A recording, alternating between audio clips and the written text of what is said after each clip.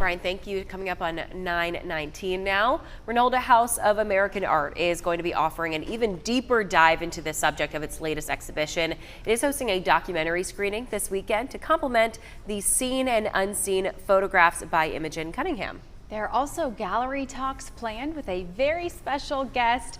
There are still tickets available for that talk on Saturday, as well as Sunday's film screening. So joining us now is Meg Partridge. She is the granddaughter of Imogen Cunningham and also the director of the Imogen Cunningham Trust. Good morning. Thank you so much for being with us.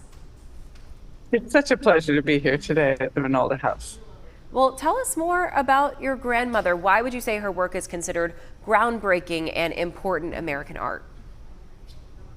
I think Imogen was one of the first women who really reached into the 20th century photography and was able to achieve a good amount of success and exhibition and publication work within her lifetime. And so it was so valuable to have her lead others into the 21st century for American photographers and American women. And Meg, share with us a little bit about the exhibition happening at Renolda. You're there right now, but how does this relate to her photography as well as your grandmother's insight to this sort of artwork? This is such a lovely show. I'm really so excited to see it on these walls. And the way it's been curated and presented allows one to see the whole range of her work, from both personal work of her family and my father, for example, as well as her portrait work and her candid work, which is really lovely. She was able to, with the camera, she never left the house without a camera. She was able to capture the daily life as well as more formal portraits. And it's a great range of work that she was expressing in her lifetime. And she worked from the early 1900s till 1976, so about 75 years of photography. Wow, so cool to see that being displayed here in our area. So let's talk about this weekend's events. They really expand on what is being displayed there already. Can you share what you'll be talking about with visitors? Yes, I'm going to be giving 2 gallery tours. And that's really wonderful because what I can do with a gallery tour, and I can spend some time doing, is really talking about 8 or 10 specific photographs and the stories Imogen told me about those works.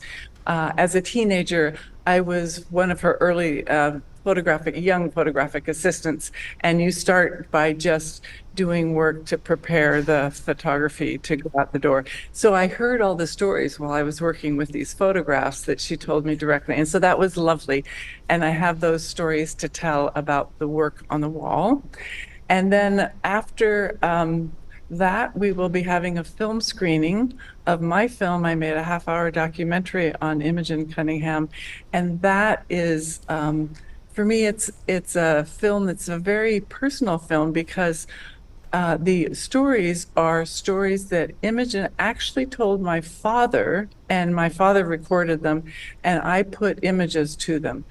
So they're very personal stories because Imogen's talking to her son, and I'm just putting all of the elements together. Wow. And that's the presentation. Yeah. I mean, it's really your family being put on display here, but in such a wonderful way. What is it like for you to revisit some of these stories that you heard from your grandmother, and also kind of seeing the stories come to life, seeing these pieces of art on display? It's really lovely to see the work on display, and it is a very personal experience for me because I have many people on the wall I have a memory of and I have a relationship with, so that's pretty wonderful.